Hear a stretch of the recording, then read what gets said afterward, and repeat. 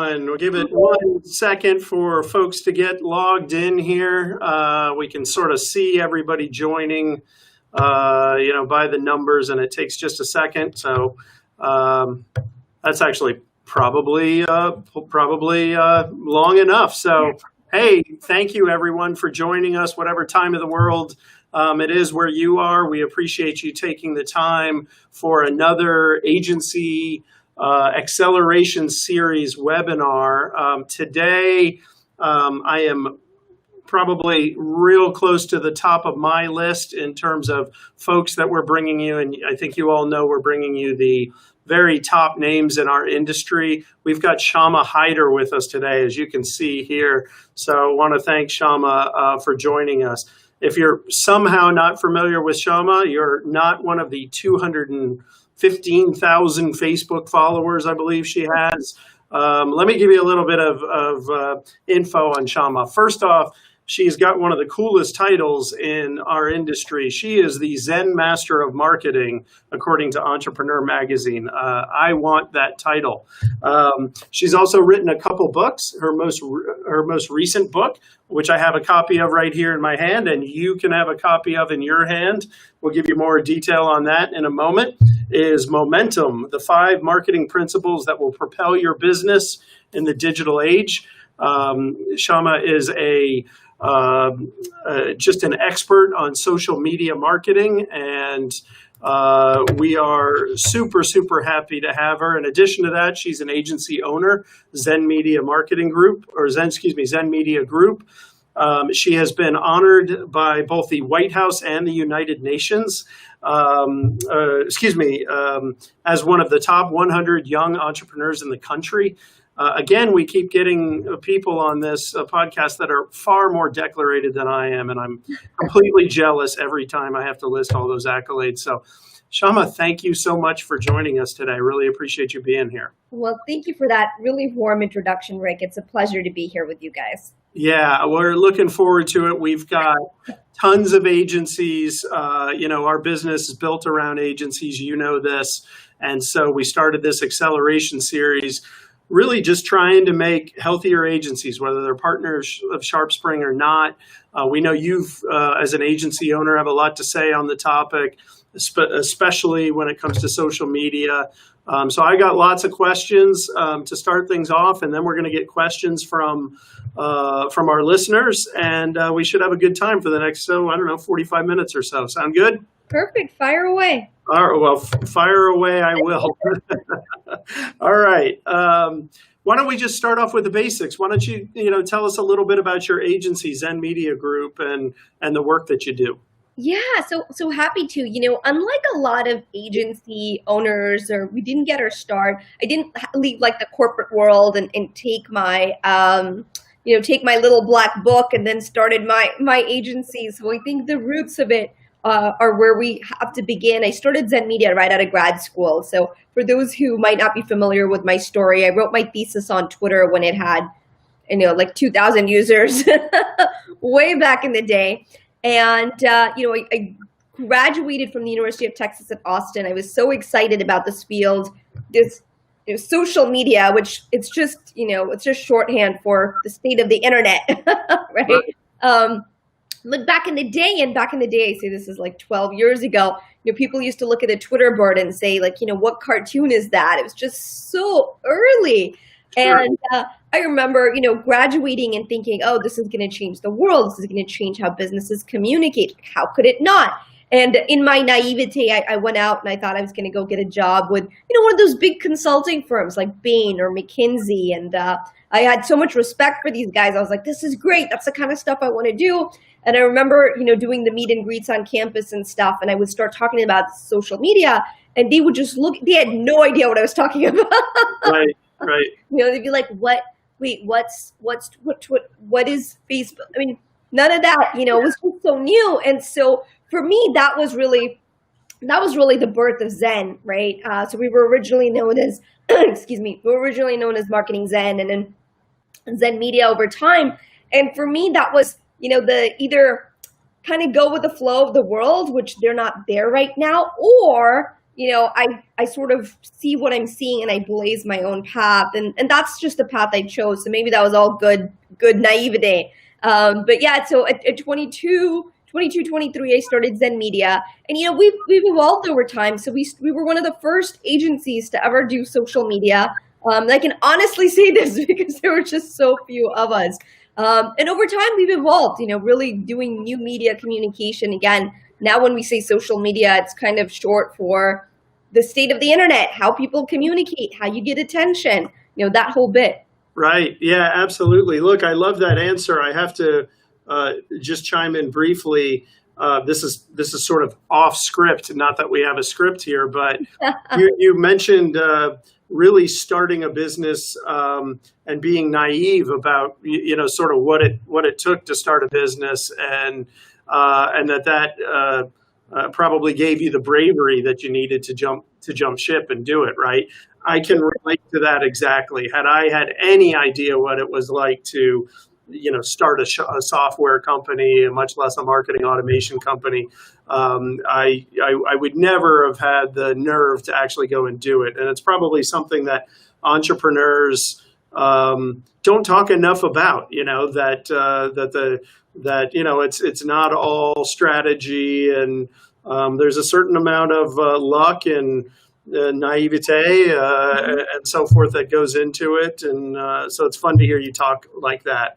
So, absolutely, yeah. Did you always know you wanted to scale the business? I know, like all agencies, you started off, small, right? And so, tell us about that decision-making process. And did that happen by happenstance, or was it by design?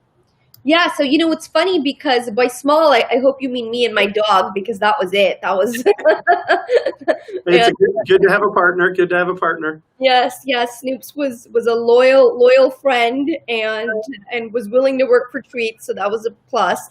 The scaling thing, I think, is probably the thing that I personally have grappled with most, in all honesty, Rick. Because when you start out, and again, you do so much you don't know, and when Right. you do good work, inevitably what happens is clients say, "But can you also do more? Can you also do this? Can you?" Because you build that trust, right? So when Yeah. you're a trusted source, you kind of become their go-to. And then what I found was that we almost scaled too quickly, and we grew so fast.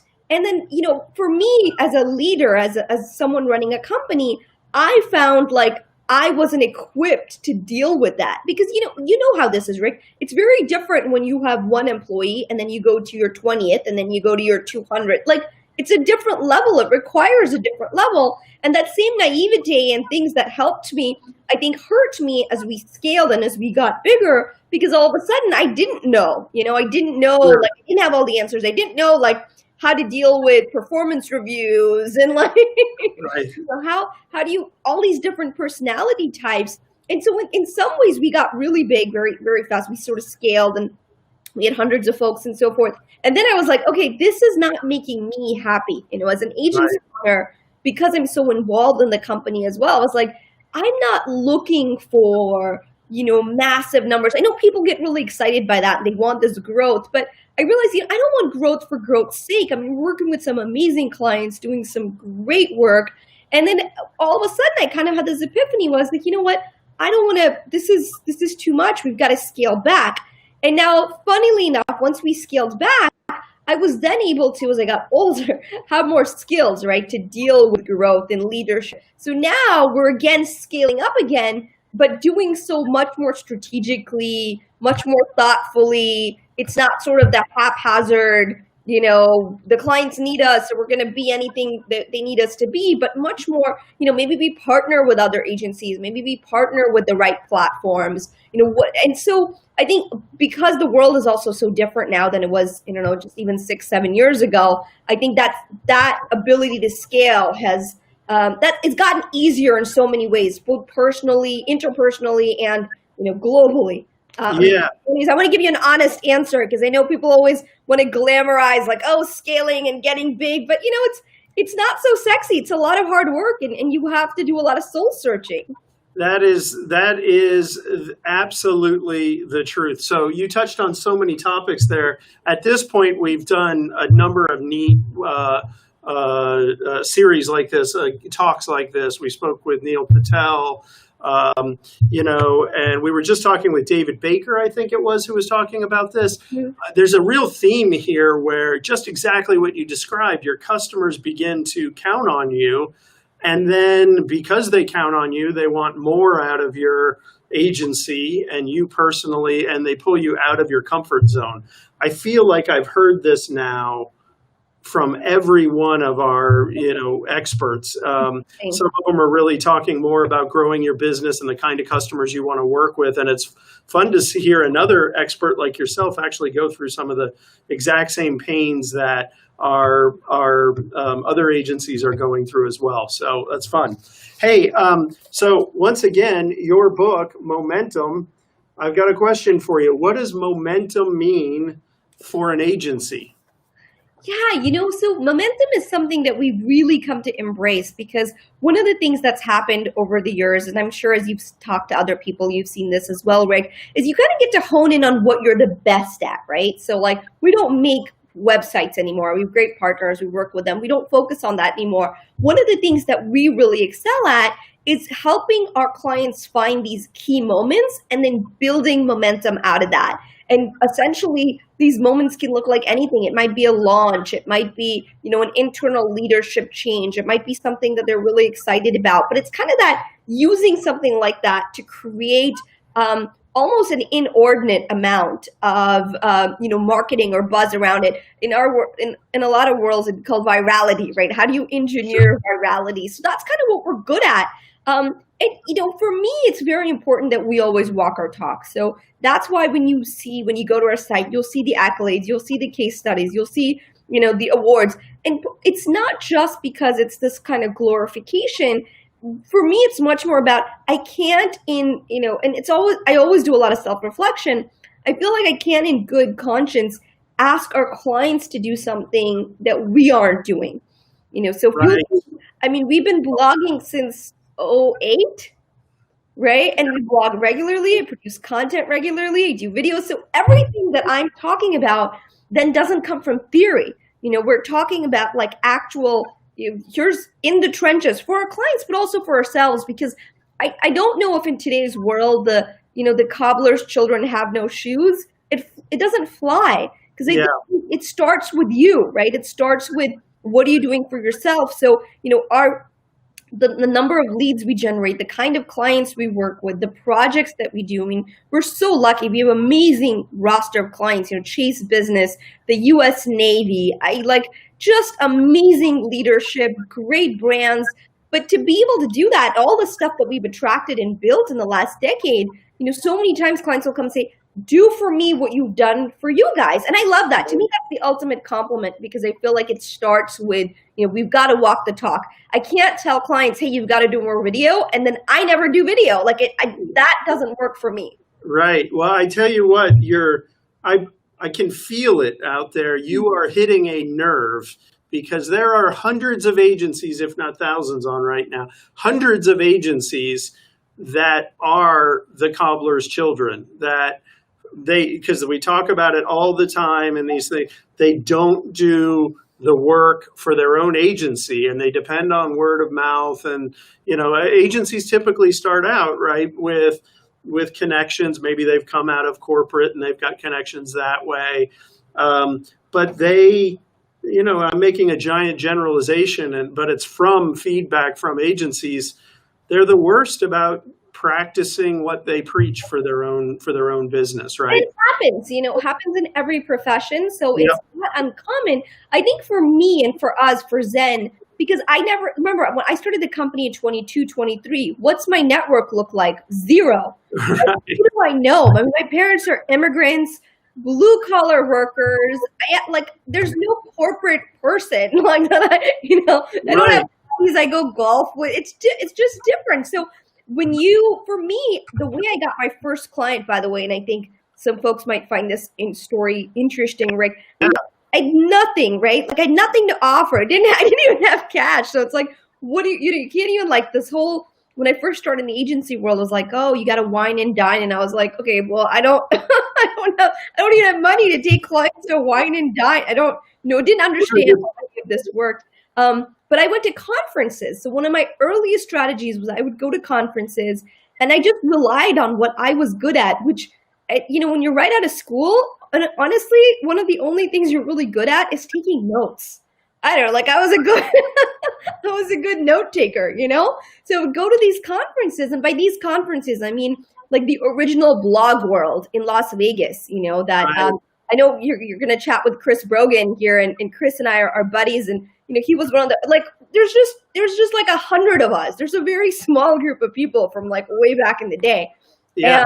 and and I remember, and I would take notes. I would go to every session. I would take all the notes, and then I would just offer people. I'd be like, "Hey, if you want my notes and I give your business card, I'll send you my notes." And that's how I started my newsletter. That's how I built up my subscription base. Was literally trading conference notes. This is super inspiring. Neil, we had Neil Patel on earlier, and he was talking about, I think, I hope I have this right. He worked at an amusement park, Yeah, right? that's And so truly starting from nothing and being able to put the work in and figure things out, right? Problem solve, find your way. I don't know how to land a good customer. Let me just figure it out. Take notes and listen and offer services and learn along the way. That is super inspiring. I've got a question. So you sort of touched on this, but you weren't explicit. You talked about, you wanting to offer the things that you were good at. yeah. So how do you decide to offer, what services that you want to offer your clients and the marketplace in general? So it's two things. I think you have to find what you're good at and where the demand is, right? Because there's times where you're really good at something, but the demand might not be there. There's just too many people offering whatever it is. So Yeah. on the flip side, there might be a lot of demand for something, but that's just not your jam, right? That's not where you excel, your team excels. And so there's a disconnect. For us, again, it took years. And it's funny because I feel like because in the agency world, it's the more dynamic you can be, the better. So it almost works better to constantly refine what you're offering, because then you're able to keep up not just with what you're good at, but with like what the market needs, right? How are you meeting market demand? And so for us, that again looks, very much like finding these key moments for clients. Sometimes they have them, like they'll say, "Oh, we worked with Dippin' Dots when they had this like a potential political crisis, and jumped in and created this, campaign that was amazing, and it won us a gold Addy, but it was trending. They got billions and billions of views." And then other times, a client will come to us and say, "We have a problem. Help us come up with that moment. What is that like? What can we do here? What can we engineer?" And so for us, it's been sort of that mix of strategy and execution, but that also means saying no to things, like no to clients that aren't a great fit, or Right. we work predominantly with tech firms, and that also again evolved over time, because we used to work with everybody, and again it depends on the client. We're open, but in terms of who we're speaking to proactively is tech forward companies, companies in fintech and med tech, a lot of B2B tech. And so I think as an agency, you kind of also decide like, who do you want to work with? What do you want to offer? What does that look like? And it's just a constant refinement process. You just, one of the things that I like when I started, I never thought that we would do as much, media relations as we do. I mean, I would say it's one of our top 3 services. But that it's worked out because, again, by the very nature of doing what I've done with the agency and what Zen's done, we have a lot of media relationships. And so it's easy for us to get our clients placed in TechCrunch or Inc. or Forbes or Entrepreneur, because and the cool thing is then so much of our business now comes with agency partners, right? Because again, for example, we don't do e-commerce websites. So we partner with a firm and then they don't do media relations. And so it's kind of fun too, because when you figure out what you're really good at, you then realize that you don't see other agencies as competition. You start to see it as part of this ecosystem where you're like, wow, if we all did what we were really great at, we really cool point. we could serve so many more people, our clients, and serve them at a higher level. Really, really fantastic point there on the end. So just, you said so much there. Summarizing, what you're good at and what the market needs, that intersection, and maybe just a finer point, your ability to land those customers as well. So the intersection between what you're great at and what the market's looking for and your ability to land those particular customers. Because even that last point, sometimes, the market's out there and you're good at it, but it's difficult for you for various reasons to be able to land in that market. Mm-hmm. Then you touched on the opportunity costs of having the wrong customer, signing up the wrong customer, which so many agencies are guilty of, right? Especially right now with the economy being what it is, it's a lot of, it has to do with survival for some agencies, and it's really tempting to grab the wrong kind of customer. So I think David Baker had some tough love words on that when we had him on a couple of weeks ago. Okay, so you gave us and then, gosh, that last point, the fact, if you're not taking on those agencies, those customers that aren't a right fit, and maybe you're steering them towards another agency where there is the right fit, and they're steering back business your way where you are, you're just doing more of what you like, and you're not thinking of agencies as competitors. I think that's happening more and more, and I love it. I mean, it gets everybody doing what they want to be doing and what they're good at, and so there's more value added. That's great. Cool. So setting aside what we just talked about, like the types of services that you should be offering because you like it and so forth, in general, what services do you think that agencies should be thinking about offering right now? Oh boy, Rick, that's a tough one because, okay, so let me answer it this way. Very much to your point earlier, and I guess David's point from your previous conversation, as tempting as it can be to offer something because you need to pay the bills, and I get it. Every agency owner's been there, right? Like you're like, yeah, we could do this. It's not like our sweet spot, but we could take it on and blah, blah, blah. I would caution against that just because those projects are the ones that end up costing the most, not just from an economic standpoint, but also from a team morale standpoint, because it's not something the team loves doing or they're not accustomed to it or whatever it is, Right. So I would say, again, you can be creative, and I'll give you an example. So, we were doing a lot of experiential stuff before COVID hit.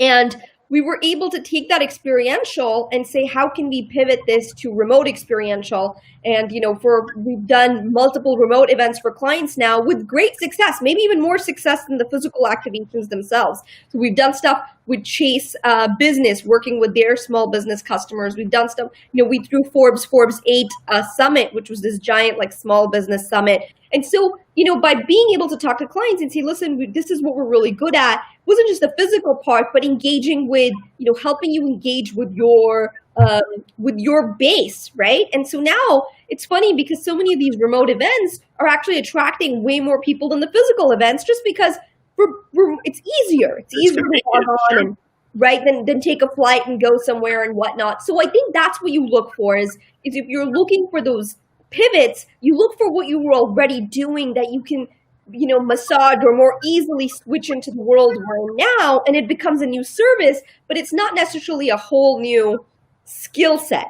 I'll give you another example because I think sometimes these help. We're working with this association in California, and they do training for medical professionals, and all their trainings have been physical, like in LA. You have to fly down there, and we were able to take that entire training and make it go remote to the point of mailing the students dummies and saline injections, that they could practice, just like this on exam, and they get feedback from the doctors and whatnot. So, and they, that was such a success. They looked at that and they said, oh my God, now we can get students from Dubai. We can get students from all over the world, we're not limited to people who'd have to come to LA. So I think that's kind of the way, those are the ways in which you look for those opportunities is you already look at what you were really good at. For us, that's always been the digital space.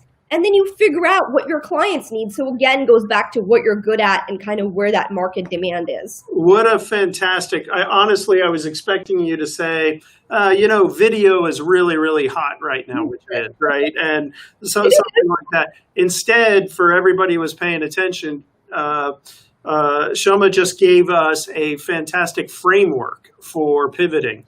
in a way that takes advantage of your strengths, right? If you pivot into something that's brand new, the risks, the learning curve, everything is just so much higher. So sort of move outside your comfort zone, but adjacent to it. Is I'm using my words. Yeah.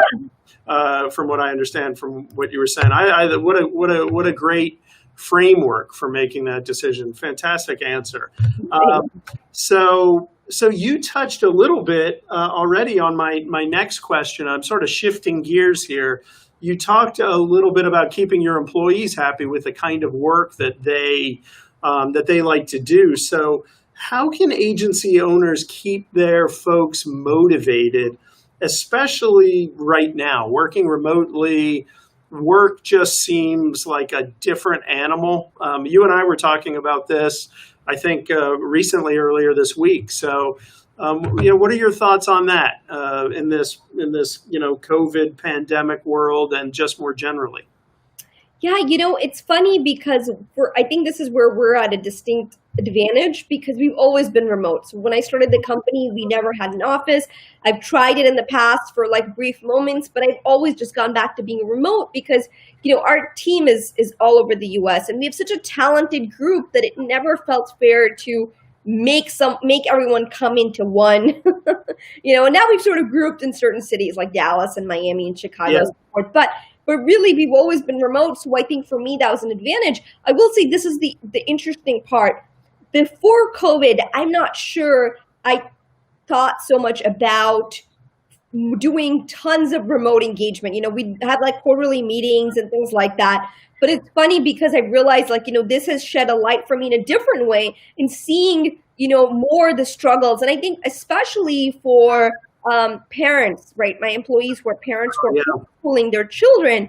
I mean, boy, talk about Juggling. yeah, that's been tough. And of course, I have a different level of empathy now because I have a son, I have a young toddler son. Okay. 1-year-old. I have a 1-year-old little boy. And so we're not homeschooling. I wouldn't even. Yeah. At one, we're okay. Yeah. Where do you get the 2 and 3? Yeah. So I feel lucky. But one of the things that we've done with our team is offered them support for homeschooling. So we have one of our employees, for example, one of her sons has special needs. So we said, maybe we can help, we can pay for the teacher. And so that way it's not all on her trying to teach, because that's very challenging and unfair. I mean, I think part of it is also just, I do this a lot more, and I didn't before COVID. I check in with people a lot more. I ask how they're doing, and that's when I learned things like, I'm homeschooling my special needs kid, and I'm like, okay, well, that's how can we help? Because of course, there's no way that she can function fully at work or even personally. I mean, it's very difficult. And again, I say that as a mom, right? Like It's hard on every level, and so I think I'm looking for things like that. But it looks. You have to almost have a customized approach because it looks different for everybody.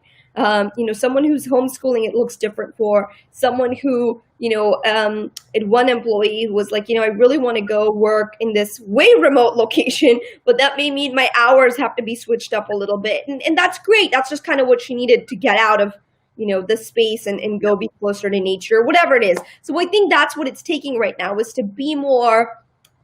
have more empathy, but almost like more one-on-one empathy because everybody's situation is so different. Then I've got team members that are like, this is cool. Yeah, they're right. okay. I mean, of course it's tough on everybody. I think that's the thing. We know there's a universal truth, but then you also have to start to look at that like personal truth. And that's different for everybody. If I was just writing notes. I like to sort of synthesize what somebody's saying and these things. For me, what I heard in your answer was empathy, and then you ultimately ended up using that word, empathy for your employee's situation, accommodation, like not just empathizing, but being accommodating. Your offer to pay for the special needs situation was, I mean, and not every business can do that, let's be clear, but where you can accommodate, whether it has to do with time or flexibility in schedule, which was my last word, flexibility, really, right? We're going through unbelievable changes. All of our employees are working remotely. I believe that ultimately a hybrid situation is the one that's going to win. I love our culture, and I can't wait to get people back into the office because they all support one another at our company. At the same time, I think everybody sees the benefits of working from home. So sort of a hybrid. You mentioned going in cities and sort of coalescing around certain cities. That enables people to get together on occasion and keep the culture going. So yeah, pre-COVID we used to do that, and now post we just have again. And the accommodation word, that's perfect, Rick, because everyone it's a little bit different, and you want to be respectful. Some people are a lot more cautious, and that's their prerogative, that's their family, and that they have the right to be. And then others are like, break me out, like let's go do it. So I think you have to be respectful of where people are, and again, someone may have, elderly parents living next door, whatever it may be, and everyone's situation looks a little bit different.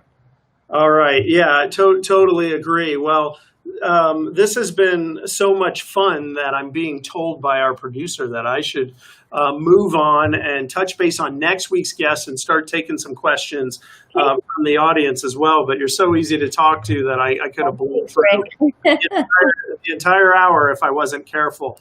Guys, hey, shameless plug. If this is your first time here, we have something like this going on all for the entire year. We have some of the very best minds in our industry, and they're all being brought to you to have discussions like this to help you and your agency accelerate. It's the SharpSpring Agency Acceleration Series. So if you haven't signed up, sign up. There are lessons. There are all kinds of interviews like this.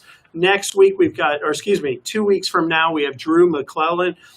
Drew is, just one of the folks in our space that works specifically with agencies. He runs the Agency Management Institute. He's been consulting with agencies since the 1990s. So Drew's got a lot of things to talk about next week. I'm super excited about that. Beyond that, we've got Chris Brogan and Jason Swank. We've got Rand Fishkin, just all kinds of folks coming. So sign up for the series. It's fantastic information from fantastic people like Shama and all the rest of these folks. And that is at sharpspring.com/acceleration. We'll remind you about these things. And so you don't have to miss them. And of course, all this stuff is also being recorded. So you can go back and listen to some of the things that we've already done on this series. All right. With that in mind, I think we're ready to open this up for questions. But next week's guest, as I mentioned, Drew McClellan, has a question for you. So our first question is from Drew. And then we'll move on to guest questions here or listener questions. What are the top 3 silver linings that businesses can and should take advantage of in the wake of COVID? Yeah, great. Of course, leave it to Drew to ask such a great... That was not easy. I'll give you a second to collect your thoughts. I think it's a great question. One, I think you take the silver lining is people are more open. I mean, the old, like that meme that we're seeing running around is so true. It's like, what brought digital transformation to your company? Was it the CEO, CMO? And it's like COVID, So I think, right. So one silver lining is the first is people are more open than you realize. Open-eyed, more ideas, like open up how to do things. 2, because of that, I think it's also a good opportunity this another silver lining is to be that source, right? Be that go-to source. So we're kind of talking about this earlier, Rick, where, on one hand, you don't want to stretch so thin it's not your expertise just to please a client. But at the same time, there's a lot more ways right now in which you can be of service, that, again, that door may have been closed to you previously. And I think the third silver lining is, this is a great, I can tell you that I've been incredibly productive. Yeah. In these last few months, because, for me, I do a ton of keynotes. And when COVID hit, I thought, okay, well, there goes this year, for speaking.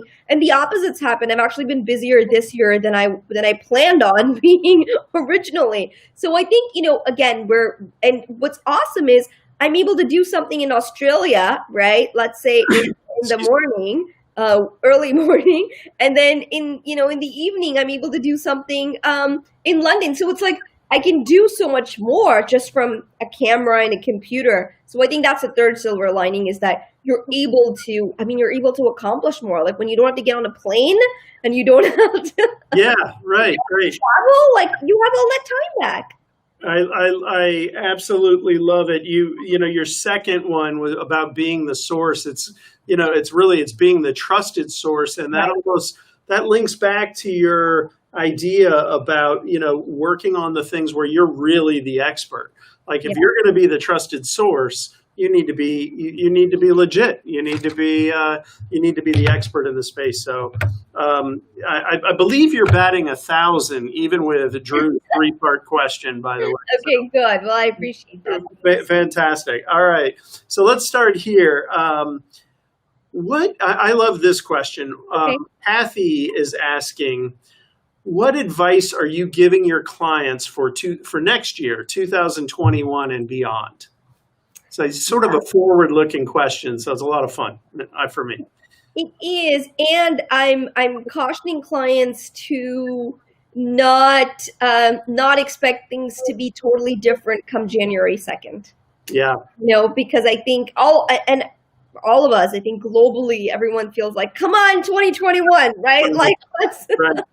let's put this year behind us. It's been challenging, but the thing about pandemics and things about the nature of what we're dealing with is that it doesn't work on a calendar. It doesn't work on a calendar schedule. And so I think, I'm cautioning clients to say, the stuff that you're doing, it may not be as temporary as you think. So in 2021, back to conferences, well, not so much. I mean, I don't think that we're going to go back to the huge expos anytime soon. I think it's going to be a slow, I think it's going to be a slow climb. So that's what I'm telling clients right now, is to say, the things that you're doing now, it'll continue to pay off. Don't think it's going to be as temporary. And, I think a lot of people are going to be shocked, by the way. They're going to have the new year roll around. They're going to expect, right? Like solutions that everything is, the world is back. And I just don't think we snap back like that. Yeah. Yeah. I certainly don't know anything that anybody else on this call or webinar, doesn't know. So it's hard to predict the future, but I think that's the right mentality for certain, right? Because if it bounces back, fantastic, but prepare for it being a slow climb back. And that's just going to make you hone your skills and everything that you need to survive, if that is the case, and put you in a better position if it does bounce back more quickly, right? So exactly. More sage advice from the Zen of marketing, everyone. All right, fantastic. Next question. When your business was just starting to grow, there's a couple questions. Another person's asking about a one-person agency and their first scaling to 3 or 4 employees. There's a couple questions here. I'm driving my producer nuts. I can see her highlighting different things. But when your business was just starting to grow, what challenges surprised you most? And then maybe you could touch on, scaling to multiple employees as well. We'll get both of those questions knocked out. Yeah. So, I think we touched on this earlier, Rick. I think the biggest challenge is dealing with people, because when you're starting out and it's agency one, you're dealing with ideas and you're dealing with clients, but it's a different relationship responsibility than when you have employees. And then when they have their own interactions, right? So now, I felt very ill-equipped to deal with that. Like I didn't,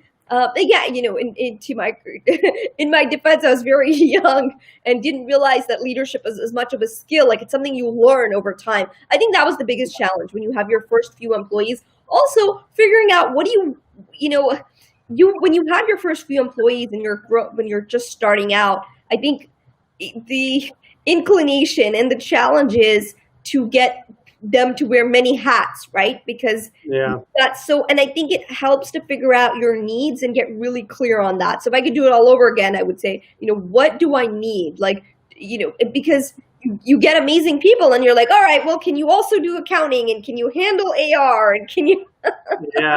And I can relate to that answer. I don't think it has anything to do with how young you were when you started your business. Oh, well, thanks. I think we are complex animals, all of us, and when you're starting a business and running a business and working with customers, it really is about the people and figuring it out. I have had more missteps over my 8.5 years at SharpSpring. Thank goodness we survived them all. We got a new company and all, but boy, it was not a straight path with no errors. I'll say that. It never is. It Yeah. never is.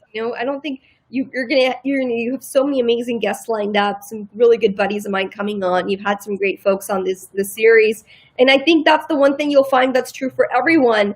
And so to maybe sort of add to the answer to those questions is, expect that, know that, and know that you're not alone. It's not, you're not the only one who's making those mistakes or doesn't have it figured out.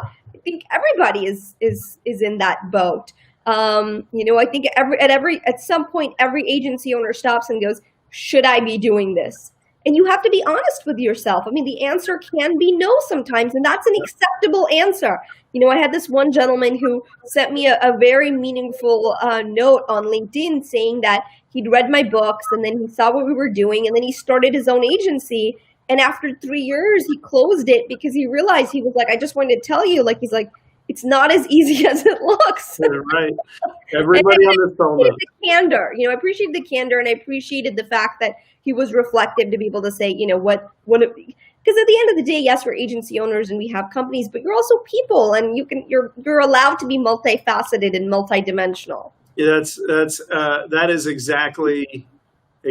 I have nothing to add to that. Whatever that is exactly, other than yes, exactly right. So cool. All right. Next question. David asks, and this is a question I've seen before, and everybody wants to know how to go from working harder for fewer dollars to working smarter for more dollars. I mean, it's the age-old question, right? And we've had some answers. I'm curious as to your answer to that unbelievably, germane question that everybody's thinking about.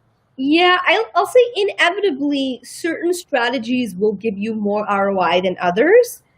The question is, can you do them consistently? Because they often take more effort. They're more, and so I think it also, there's something to be said about, you have to build that foundation, right? It's much easier to go from 5 million to 6 million and so forth than it is to get to your first million. I mean, yep. I think our longest haul was getting to that first million. So that foundation, that when you're setting a foundation for the house, know that that's always the difficult part. But for me, at this point, one of the things that's really been helping is to get very focused. So I work with an amazing business coach. His name is Charlie Gaudette. And one of the things that Charlie has me doing is to say, and he's like, Shama, all my best clients, all the top performers I've worked with, and he's worked with some amazing guys like Tony Robbins and so forth. And he said, all the people that I've been around, I find that they don't have more than 3 big things they get accomplished every single day. And it really helped me, because I think so often there's filler work that makes us feel like we're being productive, or you're answering emails, you're doing, but at the end of the day, you feel like, man, did that move the needle, right? Right. Yeah. And so now I've, as hard as it's been, I've been able to say, okay, what are my 3 things that I must get done today? And believe it or not, that in a way has led to larger dollars, right? Because I'm now much more focused on what I'm doing. I'm listening to your answers and sort of reflecting on what your answers mean to me and so forth. What's wrapped up in that question? It seems like every time, it feels like people are more focused on the making more dollars part. But the first part of the question is working harder. Like, we're working harder for less dollars. I'd rather work smarter for big dollars. And they're thinking about that side of the equation. You've already touched on, doing what you love and doing what you're good at.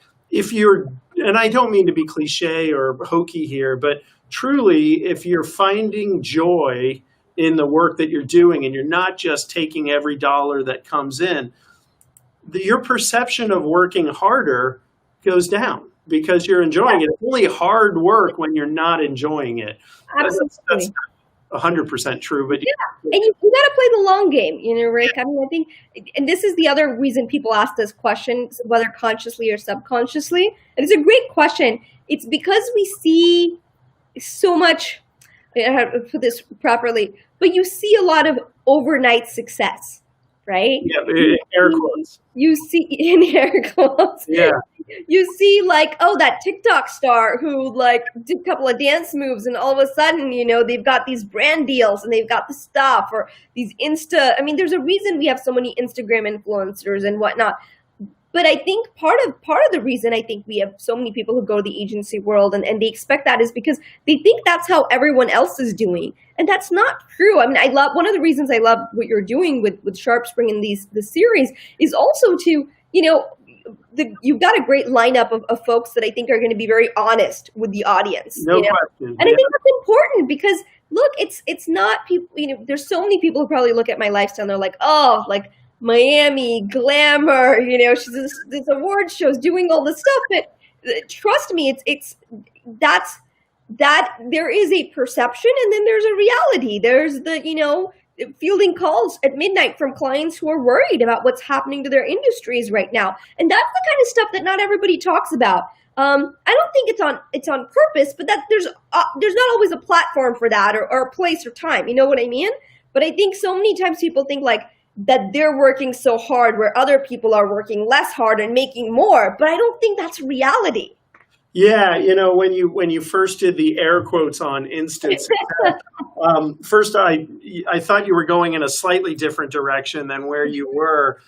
It sometimes appears like instant success when people have been toiling for years. I remember, the story of Instagram, and it felt like it popped up, or maybe it was actually Twitter. In any case, one of these social networks. It just seemed like it popped up overnight, and everybody, loved Instagram or what have you. Well, those guys had been working for like 12 years, and nobody knew anything about them. I mean, it's just toiling away, and it was anything but instant success. And so, in some sense, SharpSpring, we're becoming aware. Well, we've been doing this for 8.5 years now, and all of a sudden, people are really sort of figuring out who we are. So, hey, this has been. I'm going to stick in one more question. It seems like you're game for it. If you are, it's just because everybody wants to know this. Do you have any specific advice? How do you find and acquire new clients during this time? Any sage advice there? Very much like you did before this time. Yeah. Okay. I will say this, it's taking more, right? So before maybe one newsletter did it. Now you've got to send 2 a week. Like it's taking more to cut through the noise. And you're having, and I think also the bar is higher for, I guess in some ways the bar is lower for like riffraff or nonsense. Like you're going to have to get more. You're going to have to get more creative. You're going to have to find ways to up that bar, which I think is wonderful. Before maybe that okay content got you some traffic. Now it's got to be the excellent content. So I do think it's forcing all of us, myself included, to say, how can we take what we're doing to the next level? Yeah. And again, not an easy answer, but that is the answer that'll get you that business, and also the pivoting part we talked about. See what you're already doing that might be easy enough to pivot to fit your client's needs right now. Yeah, I'm sure the person who asked the question wasn't looking for this type of answer, but there certainly is no, just do this.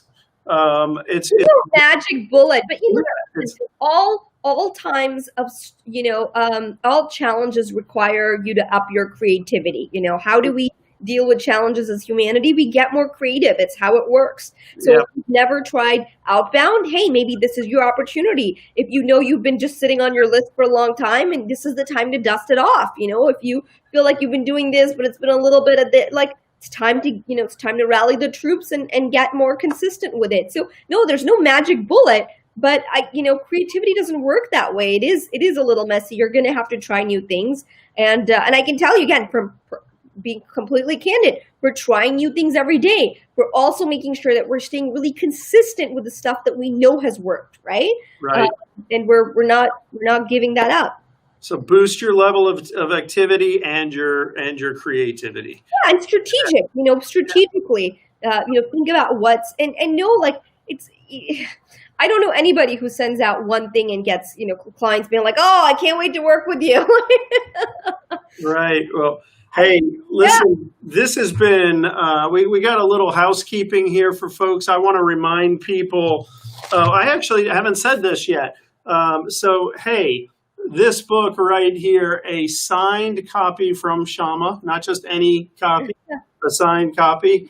If you sign up for a demo, as you can tell, this was not a sales pitch for SharpSpring, but if you are an agency that is thinking about or working with marketing automation at all, I will tell you, we have 2,000 agencies just like you that have discovered us. We built our business around you guys. We'd love to talk to you. Get on a demo with us and you get a copy of this book signed by Shama. So you can do that. You can take this survey that we've got up on the screen right now. We'd love to know what you think. From my perspective, every single answer was fantastic, and this was super, super enjoyable. So this was, absolutely great. So please, we'd love to hear from you. Fill out that quick survey. It's a 2-minute deal. And let's get you to sign up for the whole series. You can re-listen to this one. You can listen to Neil. We've got Drew, Rand, all kinds of folks all year long for the rest of the year on this series. You don't want to miss it. Sign up for the Agency Acceleration Series at sharpspring.com/acceleration. I think we've said it all here, have we not? Any parting words on your part? No need. Well, I would just thanks, Rick. I appreciate it. I appreciate SharpSpring doing this and providing value to your customers and in the general agency audience as well. I think it's meaningful and very timely. So thanks so much for this. Hey, right back at you. Thank you for taking the time to do this. I know I speak for everybody on this webinar when I say this was great, and we're super appreciative. All right. Have a great day and week, everyone. Thank you all for attending. Bye, guys. Take care. Bye.